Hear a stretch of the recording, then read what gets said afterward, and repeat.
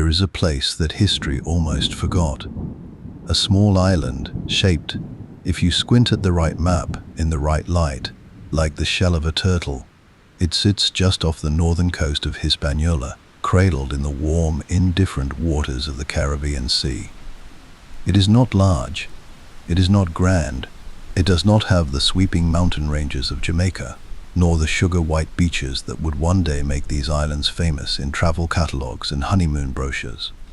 It is rocky, dense, stubborn, the kind of land that does not invite you in so much as it simply tolerates your presence.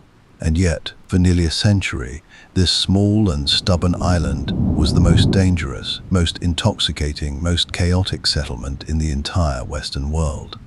Its name, in Spanish, means turtle. The world knew it as Tortuga.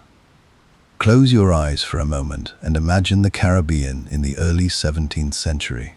Not the Caribbean of postcards, not the manicured resorts and the glass-bottomed boats. Imagine it raw. Imagine it before the great empires had fully decided who owned what. The Spanish had arrived first, planting their flags and their crosses across every island they could claim. The French were pushing westward. The English were restless and ambitious. The Dutch were quietly watching everything, as the Dutch tend to do. And then there were the others, the ones who did not belong to any flag, the ones who had been discharged from navies, cast out of colonies, abandoned by employers, or simply, and perhaps most honestly, could not tolerate being told what to do. Escaped slaves, shipwrecked sailors, deserters, criminals fleeing the long arm of European law, indentured servants who had slipped their contracts and vanished into the Caribbean mist, men and women who had, for one reason or another, run out of legitimate options and decided to invent new ones. These were the people that Tortuga called to, not with a formal invitation, not with a broadside tacked to a harbor wall, but with something quieter and more powerful than that. The simple, magnetic rumor that on this particular island, nobody was going to ask you where you came from. What would you find on Tortuga if you sailed into its harbor sometime around 1640? You would find chaos first. That much was immediate and unavoidable. The harbor itself was a floating carnival. Ships of every flag and no flag at all, anchored side by side without ceremony. Longboats cutting between them, carrying cargo that was not always asked about. The smell of tar and salt and wood smoke and something else entirely, something fermented and strong, rising from the taverns that lined the waterfront in a crooked and optimistic row. You would find merchants, and we use that word loosely, who would buy almost anything and ask almost nothing. Chests of Spanish silver that had not come from any Spanish mine on record. Bolts of silk that had last been seen in a Venetian merchant's log, casks of wine, casks of rum, surgical instruments, navigational tools, fine furniture, and the occasional item that its previous owner was probably still looking for. You would find gambling, tremendous, reckless, almost theatrical gambling, men wagering their ships, their shares of future plunder, their boots. There are accounts, breathless and only half believable, of men wagering years of their lives in service and accepting the terms when they lost.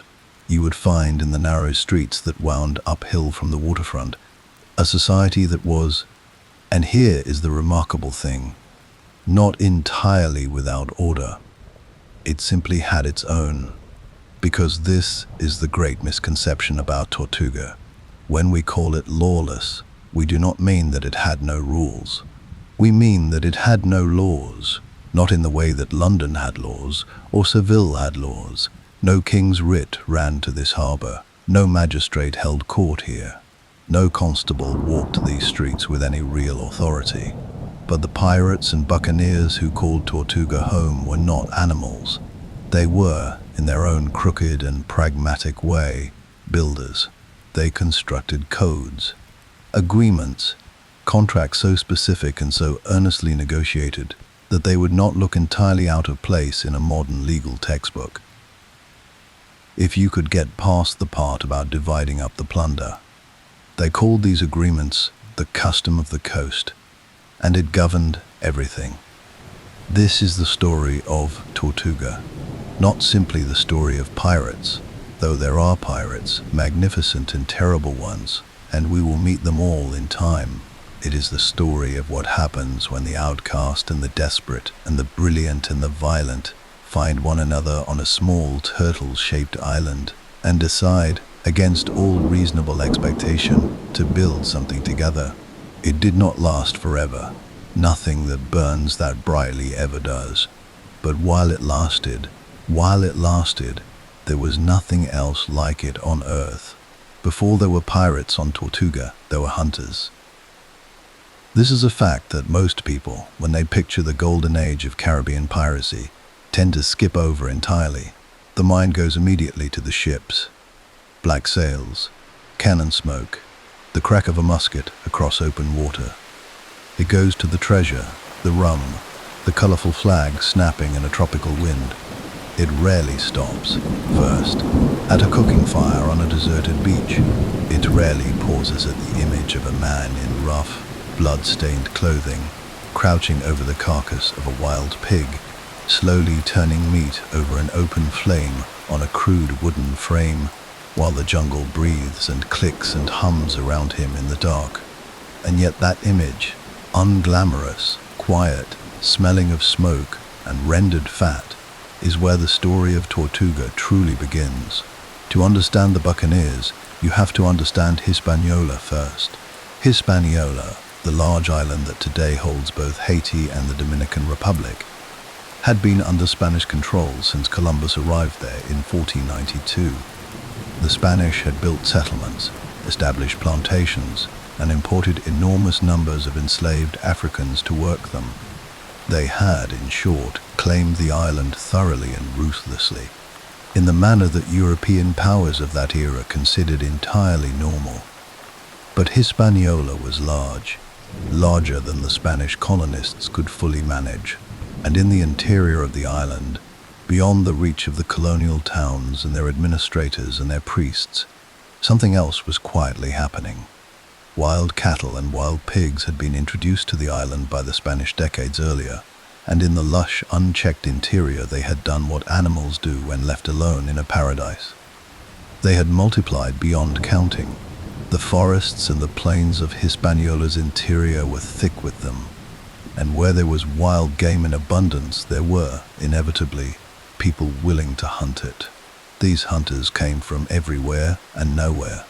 Some were French, some were English, some were Portuguese or Dutch, or of mixed heritage that defied easy categorization in an era obsessed with such things. Many were escaped slaves or free black men who had found, in the wilderness of Hispaniola's interior, a life that the colonial world had refused them. They were, as a group, defined less by where they came from than by what they had rejected. The plantation system, naval service, indentured labor, the grinding hierarchy of European society that kept men at the bottom from ever reaching the middle. They lived rough. They dressed rough. Accounts from the period described them in clothing so perpetually stained with blood and grease that the garments had essentially become a second skin. They were extraordinary marksmen. They had to be, because their livelihood depended on it. And they carried long-barreled muskets that they maintained with a devotion bordering on the religious, even as the rest of their appearances suggested a complete indifference to hygiene. They smoked their meat on a wooden framework that the indigenous Arawak people had used for generations. In the Arawak language, this frame was called a bucan, and so the hunters became the buccaneers. The buccaneers. For a time, this arrangement suited everyone involved, or at least, it suited the hunters themselves, which was the only opinion they were particularly interested in. They would hunt, smoke their meat, and trade with passing ships, selling hides and dried beef to vessels that needed supplies. It was, by any conventional measure, a modest existence, but it was free. and for men who had come from lives defined by servitude and control. Freedom, even smoky, blood-soaked, jungle-bound freedom, was worth more than comfort. The Spanish, predictably, did not share this relaxed assessment.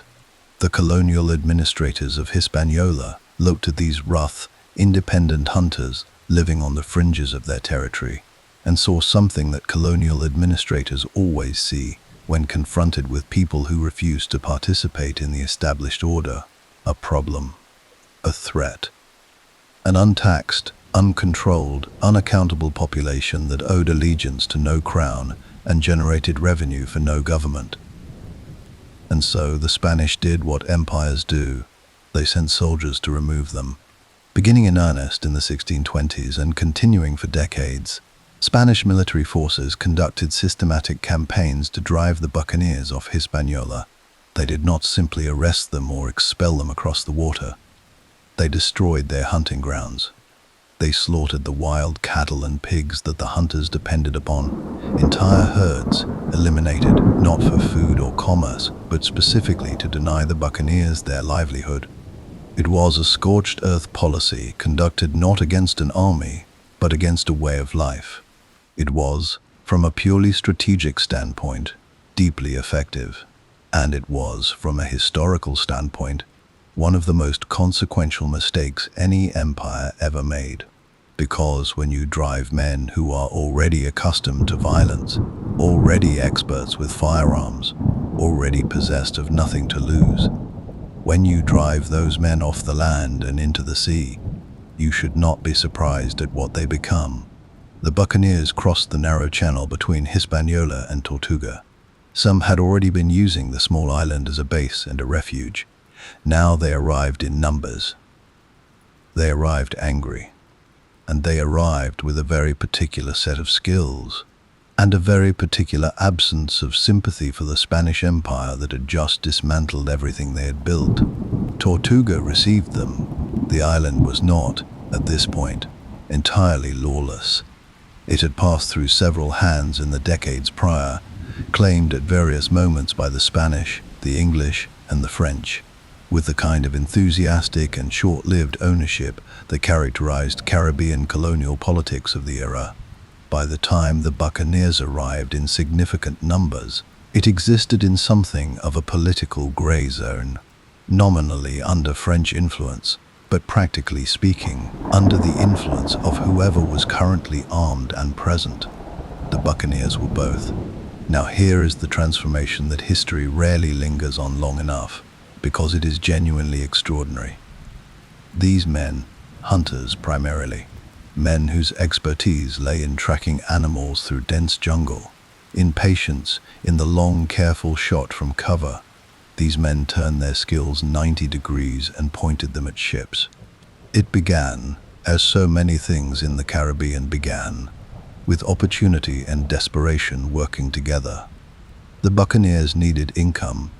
The hunting grounds on Hispaniola were gone or compromised. Tortuga offered a harbor, and that harbor offered a view of the shipping lanes that connected the Spanish colonies to the motherland. Lanes thick with vessels carrying silver and gold and sugar and dye, and everything else that made the new world profitable to the old. The earliest buccaneer raids were not sophisticated operations. They were, in fact, barely naval at all. Small groups of men in open boats, rowing quietly toward a larger vessel at night or in fog, climbing the sides, overwhelming the crew with the kind of sudden, overwhelming violence that their years in the jungle had made second nature to them, taking what they could carry and retreating before any organized response could materialize. But they were effective, startlingly, almost embarrassingly effective, because the buccaneers brought something to sea combat that conventional naval doctrine had not fully anticipated. The absolute, unhurried accuracy of men who had spent years making every shot count. A buccaneer raiding party did not fire in organized volleys the way naval infantry did. They selected targets, individual targets, officers first. Always the officers first, because a ship without officers was a ship without coordination, and a ship without coordination was a ship already half taken. They fired from cover. They waited. They were, in short, applying the logic of the hunt to the business of maritime violence. The Spanish, and later the French, the English, and the Dutch, because the buccaneers were enthusiastically non-partisan in their targets, found this deeply unsettling and quite difficult to defend against, and so the reputation grew. Word travels fast in the Caribbean. It always has. The island-hopping network of sailors, merchants, enslaved people, and harbor gossips meant that news of a successful raid could reach every port, from Port Royal to Cartagena, within weeks. And the news that came out of Tortuga in the 1630s and 1640s was consistent, that there were men on that turtle-shaped island who were building something new, who were taking ships with a boldness and a skill that the traditional naval powers had not prepared for. Men came to join them. This is crucial to understanding what Tortuga became. It did not develop its population the way a normal settlement did. Through planned colonization, through families and farmers and tradespeople arriving in organized waves. It grew the way a fire grows when you keep adding fuel. Each successful raid brought wealth. Each story of wealth brought new recruits. Each new recruit brought new skills, new contacts, new grudges against the empires that had wronged them. By the mid-17th century, the buccaneers of Tortuga were no longer simply hunters with boats. They were a force, not a navy. They would have laughed at that word, with its implications of uniforms and admirals, and the kind of institutional obedience they had specifically come to Tortuga to escape, but a force nonetheless, organized in their own way, around their own principles, answering to their own internal logic.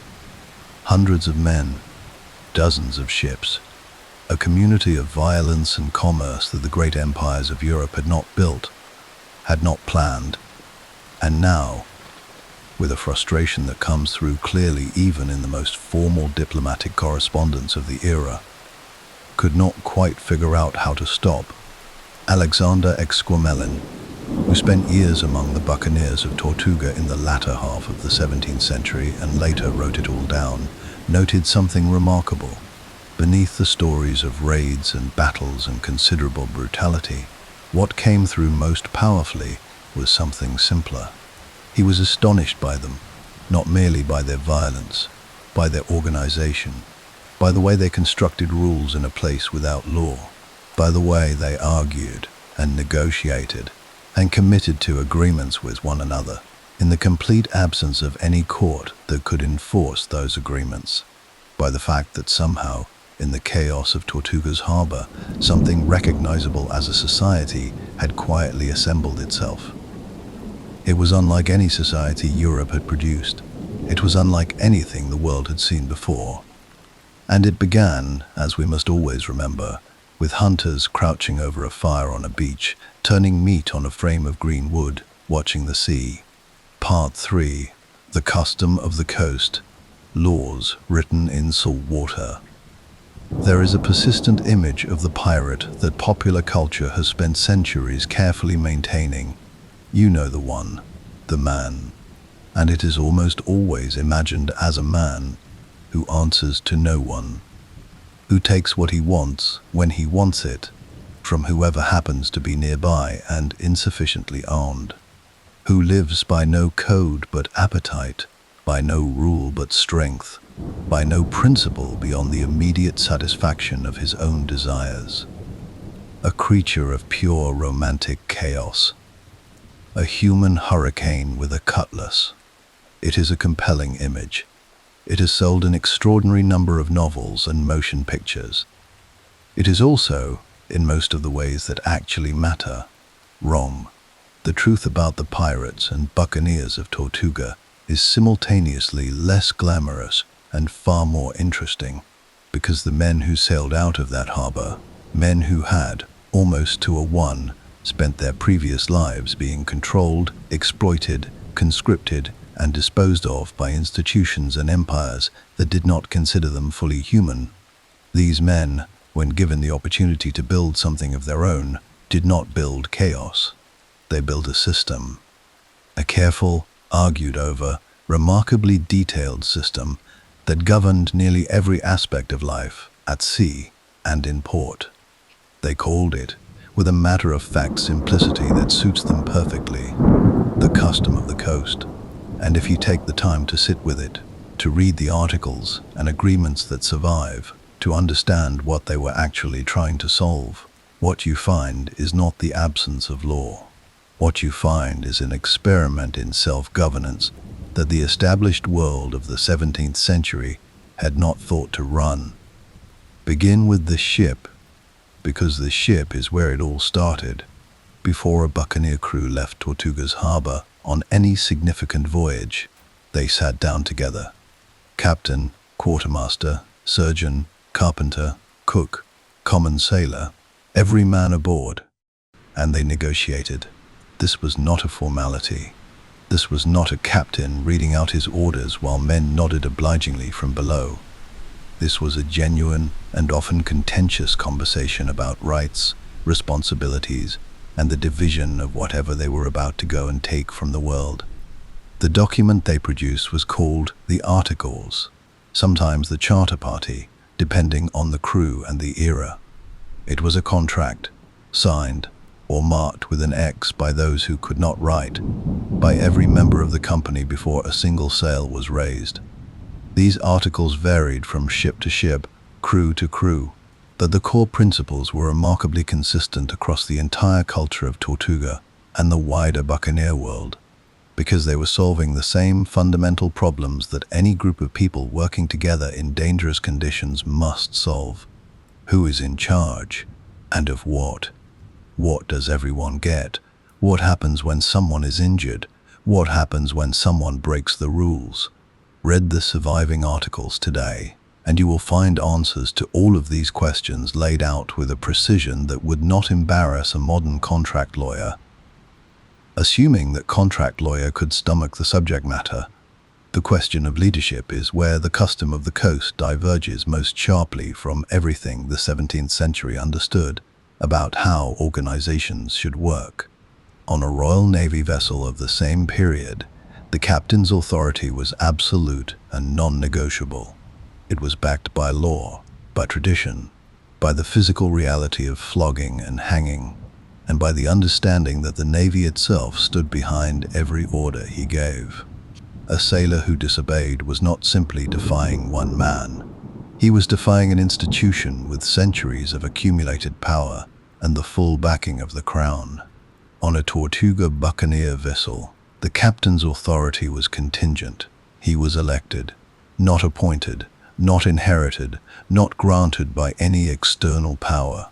The crew voted him in, and the crew could vote him out during a voyage, if they felt strongly enough about it. His authority in battle was close to absolute, because battle required immediate, unquestioned decision-making, and the buccaneers were pragmatic enough to understand this. But outside of combat, the captain was answerable to his crew in ways that would have seemed extraordinary, possibly seditious, to any contemporary naval officer. He ate the same food as everyone else. He slept in the same conditions. He did not receive a grand cabin while his men huddled in the hold. He received a larger share of the plunder than ordinary sailors, 2 shares typically to a common sailor's 1, in recognition of his responsibility and skill. But the gap between the captain's share and the crew's share in a buccaneer company was a fraction of the gap that existed in legitimate maritime commerce, where captains and merchants took the overwhelming majority of profit, while the men who actually sailed the ship received subsistence wages. The quartermaster, meanwhile, existed as something like a counterbalance. Where the captain commanded in battle, the quartermaster administered everything else. He settled disputes. He oversaw the distribution of food and water. He was, in practice, the crew's representative, their advocate, their voice, their check on the captain's power. He, too, was elected, and his role in managing the day-to-day democracy of a buccaneer vessel was probably the most important one on the ship. Then there was the question of injury, and here, more than anywhere else, the custom of the coast reveals something that should give us genuine pause.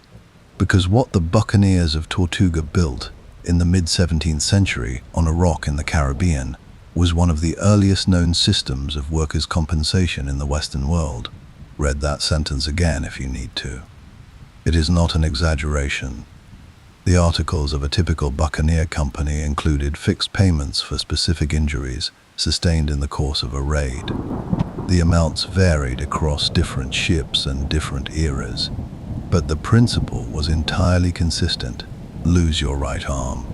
And here the articles were unfailingly specific, because specificity was how you prevented arguments later. And you would receive a payment from the common fund. Lose your left arm, and the payment was slightly less, reflecting the era's assessment of relative value. A right leg, a left leg, an eye, a finger. These were not vague promises made by a captain to keep his men loyal. They were written obligations, contractual, agreed upon before the voyage began, when every man could walk away if he found the terms unsatisfactory, and they were funded from the common pool of plunder, set aside before the individual shares were distributed. The injured man's cut came first, before the captain's 2 shares, before anyone else received anything. The obligation to one's wounded shipmates was, in the moral accounting of buccaneer culture, the first debt to be paid. This is not the behavior of men without principles. This is the behavior of men who had thought carefully about what principles actually meant when they needed to be lived, rather than merely preached. The question of plunder itself was governed with an almost bureaucratic thoroughness that sits oddly against the violent nature of the enterprise. When a ship was taken, nothing was divided immediately. The plunder was collected, systematically, completely, and brought to a central location, often back to Tortuga itself, where it was assessed and counted in front of witnesses. Every man in the company was required, under the articles, to swear an oath that he had not concealed any portion of the take for himself. This oath was taken seriously. Violations of it were among the harshest offenses in the buccaneer code. In some companies, a man caught stealing from the common pool faced marooning, which was precisely as unpleasant as it sounds. Marooning. The word has slipped into casual use as a synonym for being stranded somewhere inconvenient, stuck at the office, unable to get a taxi. In the 17th century Caribbean, it meant being left on a sandbar or a barren beach with a bottle of water and a loaded pistol. The pistol was not a kindness, or rather, it was a very specific kind of kindness. The acknowledgement that the man would almost certainly not survive and ought to be given the means to choose how he did not. It was the buccaneer equivalent of a capital sentence, reserved for theft from one's own company, for desertion in battle, and for a handful of other offenses that the community had collectively determined were unforgivable.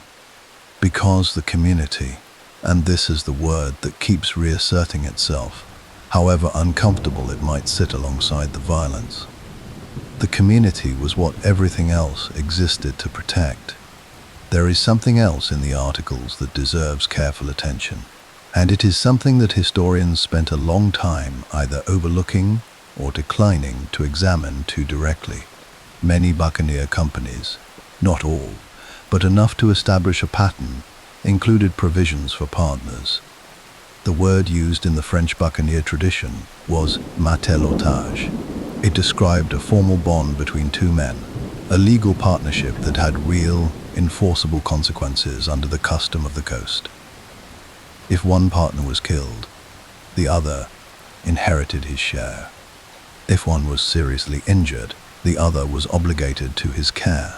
Their possessions, their claims, their futures were intertwined in a way that the articles recognized and protected.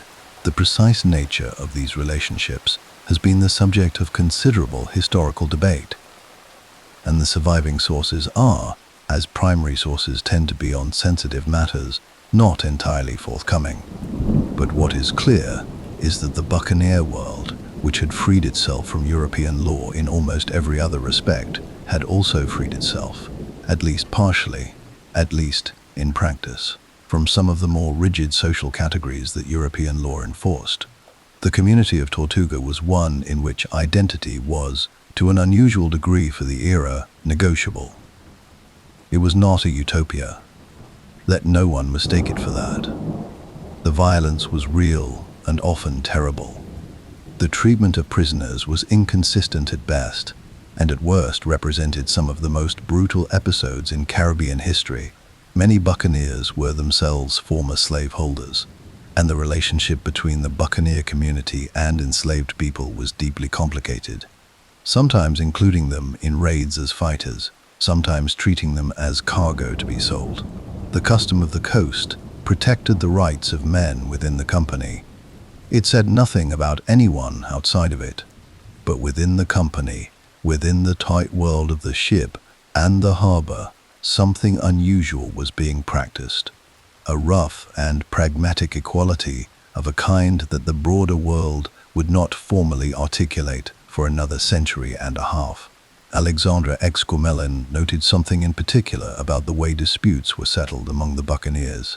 In the legitimate world he had come from, Dutch, educated, familiar with courts and contracts, disputes went to magistrates, to judges, to institutions that stood above the parties in conflict and rendered decisions from a position of authority. The process was slow, expensive, and accessible primarily to people who already had resources. Among the buccaneers, disputes went to the quartermaster, and if the quartermaster's judgment was found unsatisfactory, they went to the assembled company. Everyone, every man on the ship, sitting in a rough circle on the deck or the beach, hearing both sides, debating loudly, and reaching a verdict by general consensus. It was not always fair, it was not always calm, but it was participatory in a way that almost no other legal process in the 17th century was. The man with the grievance and the man accused stood before the same community they both belonged to, and that community decided. Exquemelin, who had seen the inside of a European courtroom, found this remarkable. So should we. There is one more element of the custom of the coast that needs to be understood, because without it the entire system makes no sense. It was voluntary. Every man who joined a buccaneer company in Tortuga did so freely. He read the articles, or had them read to him, before he signed. He could negotiate. He could decline. He could walk back up the hill to the taverns and find another company with better terms, or decide the whole enterprise was not for him, and find passage on a trading vessel instead. This sounds, perhaps, like an obvious thing. Of course you should agree to the terms of an arrangement before entering into it, but in the world from which most buccaneers had come, the world of pressed men and indentured servants and men sold into naval service by courts that treated poverty as a criminal matter, this was not obvious at all. It was radical. The idea that a working man's agreement to participate in something dangerous and difficult should be sought rather than simply assumed was a genuinely revolutionary principle in the 17th century. The buccaneers of Tortuga did not articulate it as philosophy. They would have found that ridiculous. They were practical men, solving practical problems, and they wrote their articles the way they did because experience had taught them it worked. But they were, without knowing it, practicing something that the thinkers of the European Enlightenment were only just beginning to put into words. Consent, representation, the accountability of leaders to those they led. On a turtle-shaped island in the Caribbean, in the middle of the most violent and chaotic maritime culture the world had yet produced, a group of outcasts and hunters and escaped servants were quietly working out the principles that would eventually reshape the world. They just worked them out at sea, and then they went looking for ships to rob. Every place that captures the human imagination eventually produces its legends, its names, the individuals who seem to distill everything that a time and a place was into a single life, who carry the spirit of an era in the way they move through the world, in the decisions they made, in the wake of consequence they left behind them. Ancient Rome has its Caesars.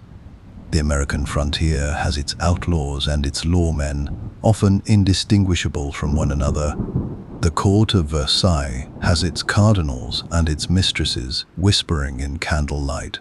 Tortuga has its captains, and the captains of Tortuga are, even measured against the most colorful figures that history has to offer, a remarkable collection of human beings, remarkable for their audacity, remarkable for their contradictions, remarkable for the sheer improbability of what they achieved. Men who began with nothing, less than nothing, and through a combination of extraordinary skill, absolute ruthlessness, and an almost supernatural capacity for inspiring loyalty, reached out and seized a piece of the most powerful empire in the world by the throat. We will meet several of them today, but we should be honest with ourselves before we begin, because these stories can seduce you if you are not paying careful attention. These were not good men, not in any comfortable sense of the word. The violence they committed was real, and it was visited upon real people, and no amount of romantic distance should cause us to forget that. But they were, undeniably, fascinating men. And fascination is not the same as admiration. Hold both things at once if you can. That is the only honest way to meet them. Begin with the one who most embodied Tortuga's darkest impulses. Jean-David Now was born in Les Sables d'Olonne, on the Atlantic coast of France, sometime around 1630. He came from nothing, peasant stock, the kind of family that history does not bother to record, because history, for most of its existence, only recorded the people who already had power. How he arrived in the Caribbean is not entirely clear. The most commonly told version involves him being sold into indentured servitude, shipped to Martinique, and spending years working under conditions that were, by any honest account, a form of slavery in everything but the precise legal terminology. When his indenture ended, if it ended, rather than simply becoming a situation he escaped, he made his way to Tortuga. The island gave him a name, or rather, it gave him the opportunity to take one. He became known as François l'Olonnais, after the town he came from. And in Tortuga's harbor, where a man's past was only as present as he chose to make it, he remade himself entirely. He became, by the accounts of people who witnessed him directly, including Exquemelin, who knew him personally, the most ferocious raider the Caribbean had yet produced. The word ferocious is doing a great deal of work in that sentence. Let us be more specific. L'Olonnais conducted his campaigns against Spanish settlements with a deliberate, methodical cruelty that went beyond tactical violence into something that his contemporaries, men who were themselves not strangers to brutality, found genuinely disturbing. He was not simply trying to take wealth from the Spanish. He was, by all available evidence, trying to make them afraid, to make the fear itself a weapon, to ensure that the word of his coming preceded him like a wave, so that by the time he arrived, the psychological damage was already done. It worked. For a time, it worked spectacularly. His raid on Maracaibo and Gibraltar in 1666, conducted with a fleet assembled from Tortuga's harbor, is one of the most audacious military operations in Caribbean history. He took two fortified Spanish cities with a force that should, by any conventional military accounting, have been entirely insufficient for the task. He held them. He extracted enormous ransoms. He left. The Spanish, who had a well-established policy of executing any buccaneer they captured, pour encourager les autres, as the French say, to discourage the others, found with L'Olonnais that the policy was producing the opposite of its intended effect. Men who have nothing to lose fight differently than men who have something to return to. The Spanish executions were not deterring the buccaneers of Tortuga. They were radicalizing them. L'Olonnais met his end, not at Spanish hands but in Panama, somewhere in the dense and indifferent jungle of Darien, around 1668. The exact circumstances are characteristically murky. Esquemelin's account is vivid and probably embellished. What is certain is that he disappeared, and Tortuga absorbed his disappearance the way it absorbed everything. Noted, mourned briefly by some, and then filed away under the broad category of the price of the life. He was not the greatest captain Tortuga produced, but he was perhaps the most purely representative of what the island, at its most unrestrained, was capable of generating. Now move the lens slightly and find a different kind of man entirely. Henry Morgan was Welsh, born in Llanrumney, in Glamorgan, around 1635, into a family of minor gentry, comfortable, respectable, the kind of background that in an earlier era might have kept a man comfortably on the correct side of every line that mattered. He was educated. He was, from the earliest accounts, possessed of an intelligence that was not merely tactical but genuinely strategic, the ability to see not just the immediate situation but the several moves beyond it. How he arrived in the Caribbean varies depending on which account you trust. He may have come as a soldier. He may have come as an indentured servant. He may have come voluntarily, drawn by the particular gravity that the West Indies exerted on ambitious young men of his generation who found England too small and too settled for whatever it was they needed to become. What matters is that he arrived. He learned. He rose. By the 1660s, Morgan was operating out of Jamaica, Port Royal, Tortuga's great rival as a haven for buccaneers, and in some ways its successor. But the world he moved through was entirely continuous with the culture that Tortuga had built. The custom of the coast governed his operations. The buccaneer articles underpinned his crews. He was a product of the same lawless maritime civilization, even if he operated at its more diplomatically sophisticated end. Because this is the crucial thing about Henry Morgan that separates him from almost every other figure in this story. He understood that the boundary between piracy and legitimate warfare was not a moral line. It was a bureaucratic one, and bureaucratic lines could be managed. He operated for most of his career under letters of marque documents issued by the English colonial government in Jamaica, authorizing him to attack Spanish shipping and settlements. These letters made him, in the eyes of English law, a privateer rather than a pirate. The distinction was meaningful to courts and governments. It was essentially meaningless to the Spanish towns he sacked, who found themselves unable to detect any practical difference between being raided by a privateer and being raided by a pirate.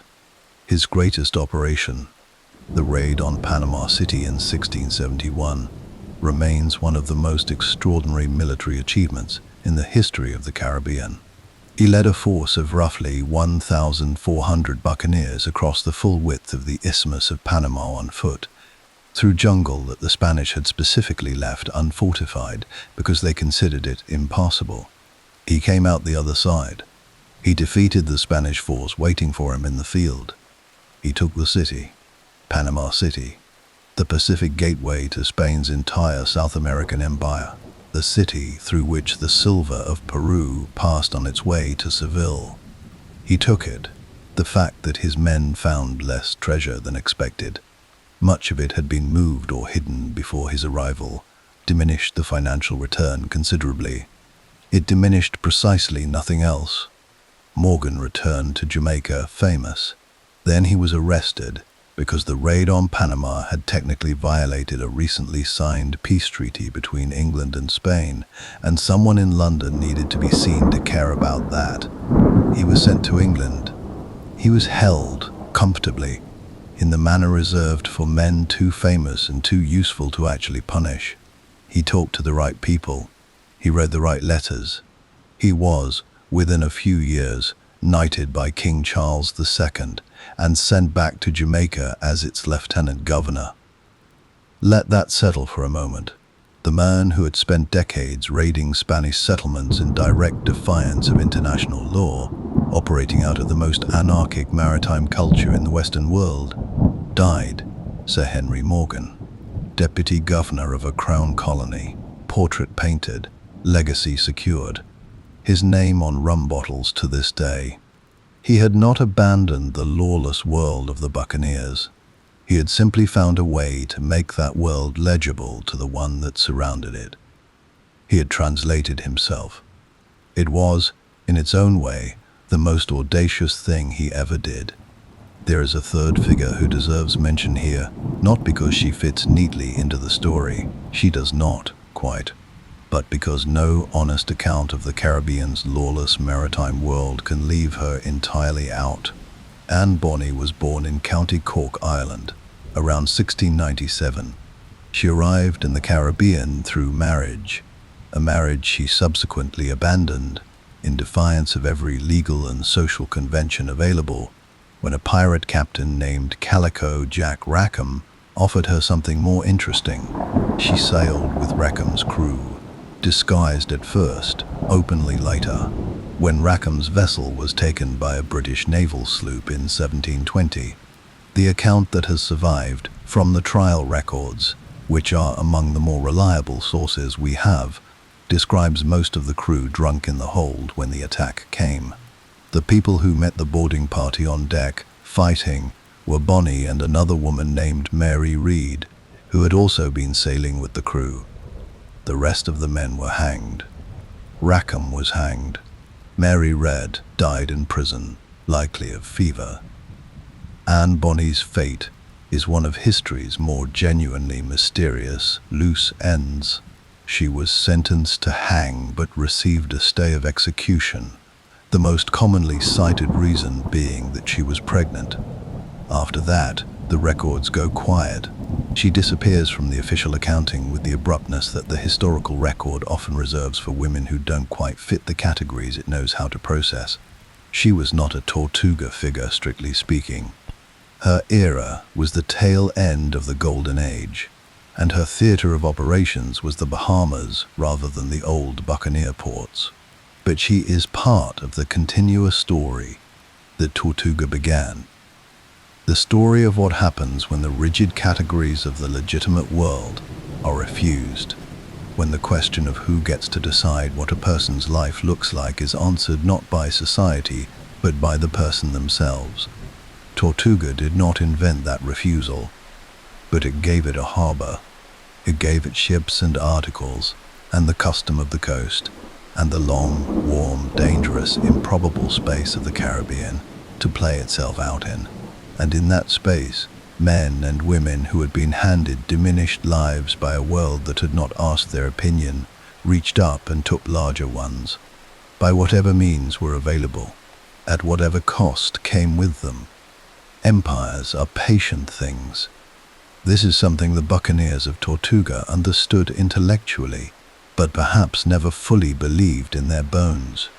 Because when you are living inside a moment, when the harbor is full and the rum is flowing and the next voyage is being planned around a table in a candlelit tavern, while someone argues loudly about the articles and someone else loses at dice, it is genuinely difficult to feel the long, slow pressure of history building against you. It is difficult to feel the walls moving, but they were moving. They had been moving, in fact, almost from the beginning. The great empires of Europe, Spain, France, England, the Netherlands, had tolerated the buccaneers of Tortuga for reasons that were entirely practical and had nothing whatsoever to do with affection. They had used them. They had issued letters of marque when it suited them, turning pirates into privateers with the stroke of a pen, pointing them at rivals like sharpened instruments. They had allowed the lawless harbor to exist because the lawless harbor was, under certain circumstances, useful. The moment it ceased to be useful was the moment its days were numbered, and that moment arrived, as so many decisive historical moments do, not with a battle, not with a dramatic naval assault, but with something far more prosaic, a treaty. To understand why the Treaty of Madrid in 1670 was, in effect, the beginning of the end for Tortuga's golden age, you have to understand what it represented. Spain and England had been locked in a grinding, low-grade, semi-official conflict in the Caribbean for decades. Neither side had been willing to commit to full open war. The costs were too high, the politics too complicated, and so they had conducted their rivalry through proxies.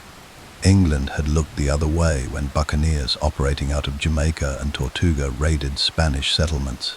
Spain had responded with its own irregular forces, and with the systematic execution of any English privateer they could catch. The whole arrangement was brutal, expensive, and thoroughly deniable by both governments when pressed in formal diplomatic settings. The Treaty of Madrid ended it, or rather, it ended the official version of it. England agreed to stop licensing attacks on Spanish territories. Spain agreed to recognize England's existing Caribbean colonies. Both sides shook hands, metaphorically speaking, and agreed to behave like civilized nations in each other's presence. The buccaneers were not consulted. They were not, to be precise, mentioned in the treaty at all, except as a category of problem that both signatories agreed needed to be managed. The word used in diplomatic correspondence of the period has a bloodless, administrative quality that makes it somehow more chilling than outright condemnation. The buccaneers were described, essentially, as a nuisance to be resolved, a line item, a loose end. These were men who had spent their lives outside the structures of empire. Now they discovered that those same structures could dispose of them just as thoroughly and far more efficiently than any naval force could. They were simply written out of the arrangement. The French, for their part, had been conducting their own version of this calculus throughout the same period. Tortuga had been under nominal French control, through a series of governors appointed by the French West India Company, and later by the French Crown directly. Since the 1640s, these governors existed in a permanently uncomfortable relationship with the buccaneers they theoretically administered. On one hand, the buccaneers were the reason Tortuga had any value at all. On the other hand, the buccaneers were deeply difficult to govern, strongly resistant to taxation, and prone to looking at any authority figure with the particular flat, assessing gaze of men who had not come to this island in order to be told what to do. The most successful of Tortuga's French governors, a man named Bertrand d'Ogeron, had managed this tension with remarkable deftness for over a decade. He had recruited settlers. He had established some basic infrastructure.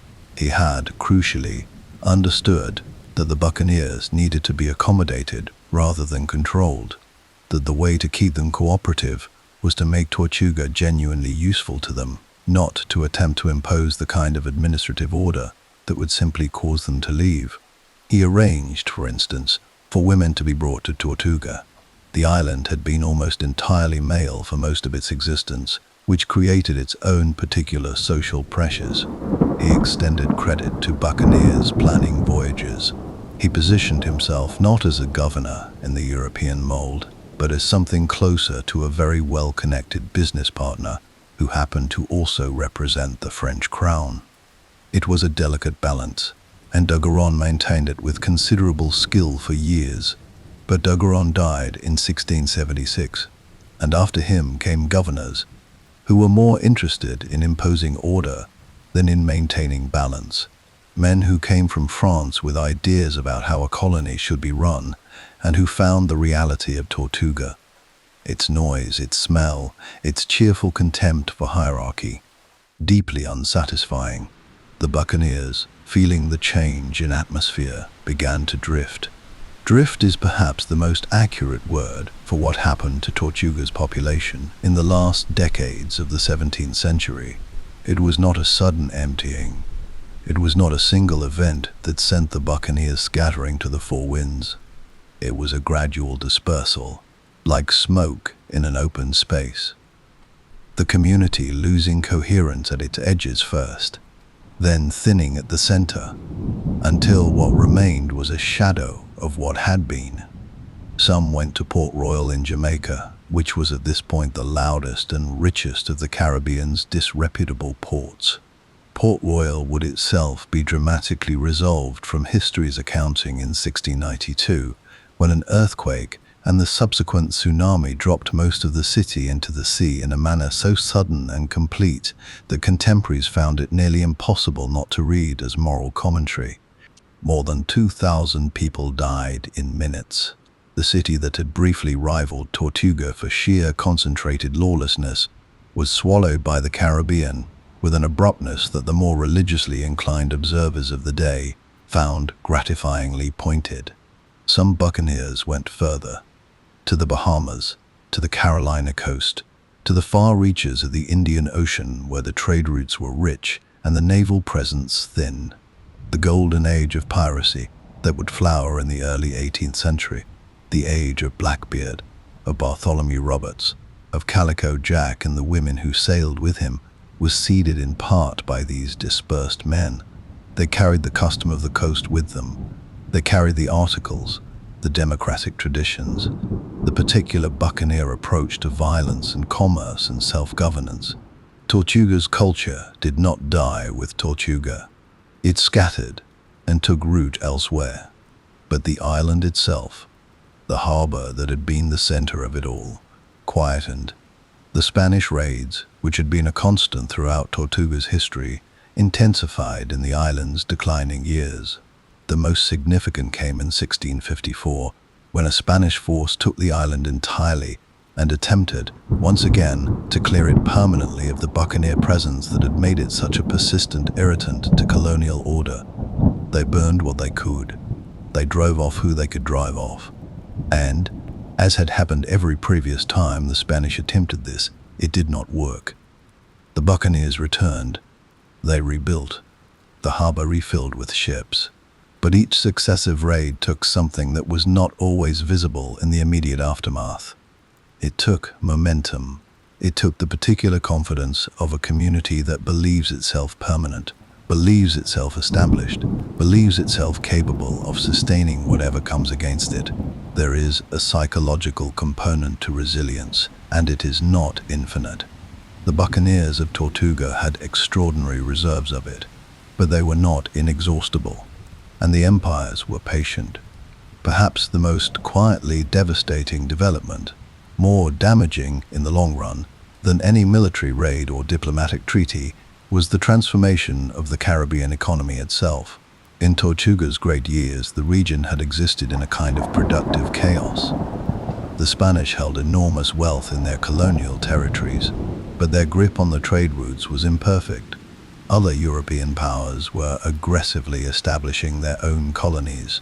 The whole Caribbean was, in economic terms, a frontier, volatile, poorly regulated, full of gaps and opportunities and moments of vulnerability that a fast ship and a willing crew could exploit. By the last decades of the 17th century, that frontier was closing. The sugar economy was maturing. The plantation system, that monstrous engine of enslaved labor that would define the Caribbean for another 2 centuries, was becoming the dominant reality of the region. Islands that had been contested or lightly settled were now producing enormous quantities of sugar, tobacco, and indigo under the ownership of planter classes that had powerful connections to European governments and powerful interests in stability and order.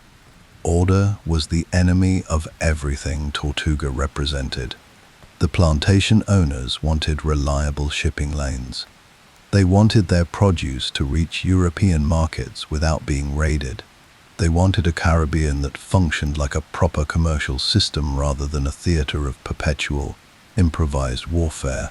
And they had, crucially, the political influence to make their preferences felt in ways that a community of buccaneers on a small island could not match. The economics of the Caribbean were restructuring themselves around a different kind of violence. The slow, systemic, institutionalized violence of the plantation. And in that restructuring, there was no longer a productive role for the fast, individual, explicitly illegal violence that the buccaneers practiced. The world had changed around them. And the world, when it changes in that thorough and structural way, does not change back. By the early 1700s, Tortuga was, by most accounts, a minor French colonial port, a harbor town, functional, unremarkable.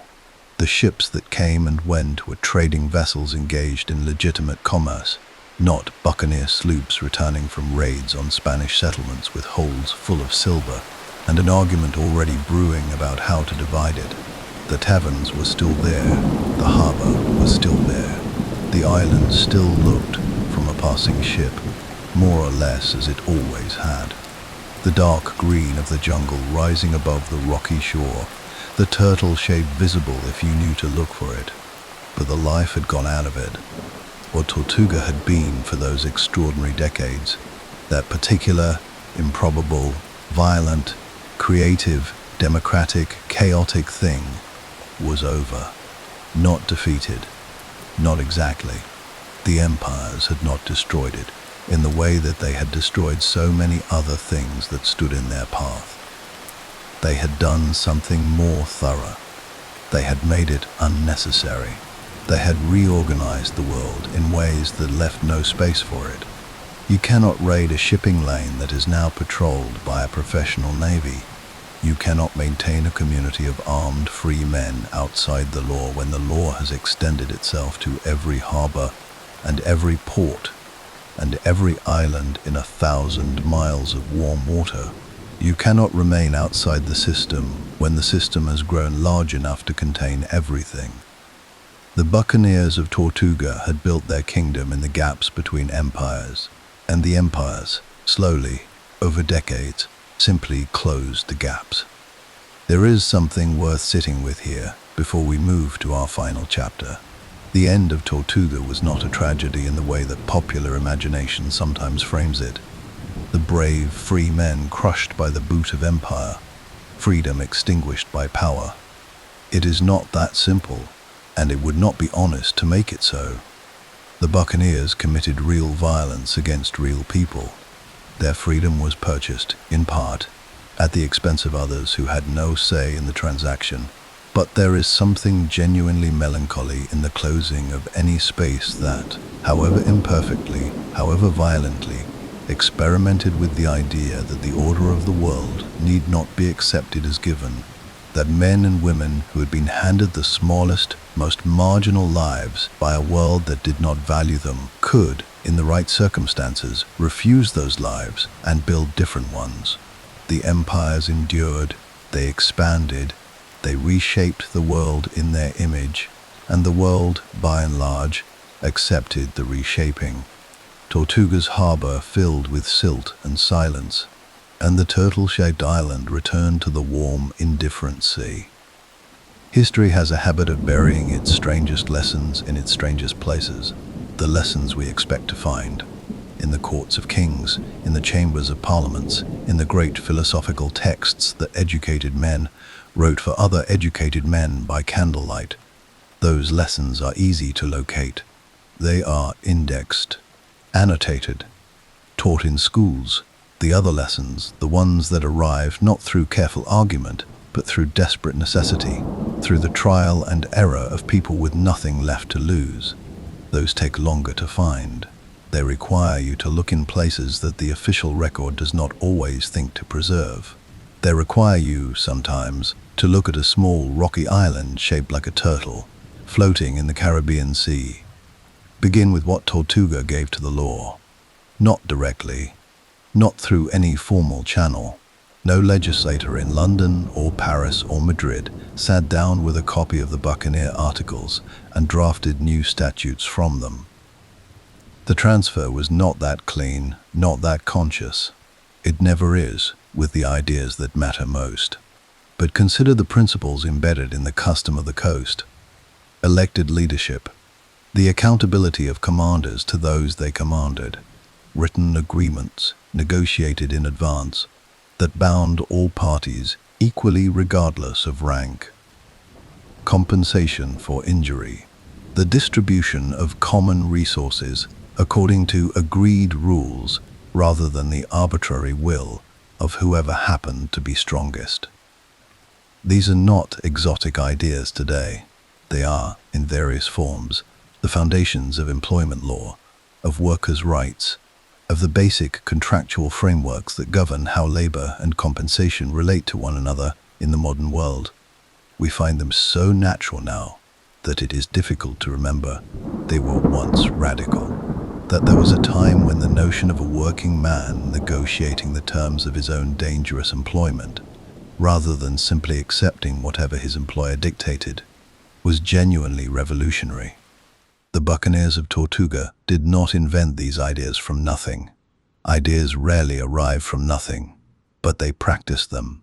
They tested them under conditions of extraordinary pressure, the pressure of violence, of mortality, of men living in close quarters with everything at stake, and found that they worked, that a ship run on agreed principles held together better than a ship run on pure authority, that men who had consented to an arrangement fought for it differently than men who had been conscripted into one. The idea survived. It outlasted the harbor. It moved through the world in ways no buccaneer planned or predicted, finding its way eventually into the labor movements of the 19th century, the workers' rights legislation of the 20th, and the employment contracts that millions of people sign today without thinking twice about the strange, violent, improbable lineage of the principles they contain. Then there is the question of what Tortuga gave to the imagination. This is, in some ways, the more visible legacy, the one that has never really gone quiet. The pirate as a cultural figure, as symbol, as archetype, as the recurring human fantasy of the person who steps outside the rules and survives there, was not invented by Tortuga. The image is older than that, as old as the sea itself. But Tortuga gave it specificity, it gave it detail and texture, and the particular credibility that comes from something having actually happened in a real place to real people, for real and complicated reasons.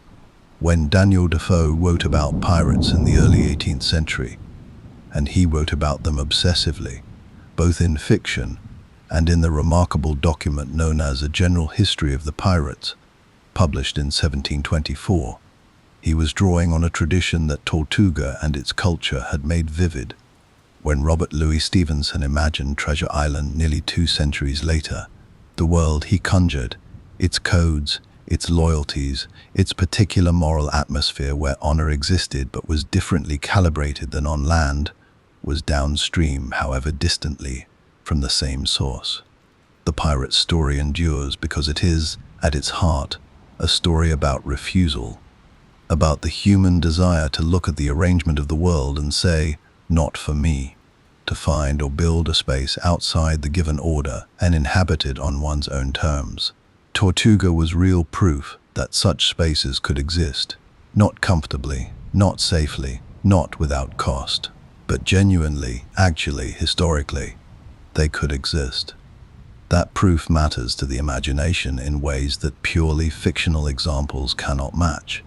There is a more specific intellectual legacy that deserves careful attention, because it connects Tortuga to ideas that shaped the modern world in the most direct possible way.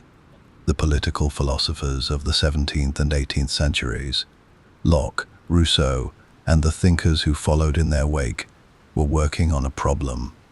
The problem of how legitimate authority is established, of what justifies one person or institution having power over others, of what the relationship between a government and the people it governs ought, fundamentally, to be. Their answer, the answer that became the foundation of modern democratic theory, was consent. That legitimate authority derives from the agreement of the governed, that leaders are accountable to those who placed them in power, that rights precede governments, and governments exist to protect rights rather than to grant them. These were ideas worked out in studies and coffee houses, in pamphlets and lectures and carefully argued books. They were also being lived out, practically and imperfectly, in the harbor of Tortuga, by men who had never read Locke and would not have recognized Rousseau's name, who had arrived at their own version of consent theory not through philosophy but through experience, through having been on the wrong end of illegitimate authority often enough to know, in their bodies rather than their minds, what it felt like and why it needed to be refused. The buccaneers were not philosophers, but they were, in their rough and pragmatic way, conducting the same experiment that the philosophers were theorizing about.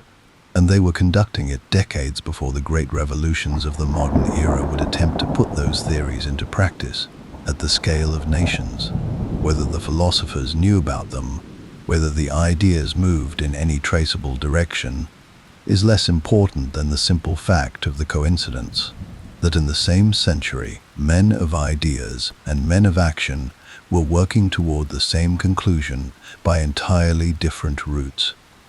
Consent, accountability, the right of the governed to remove those who governed them badly.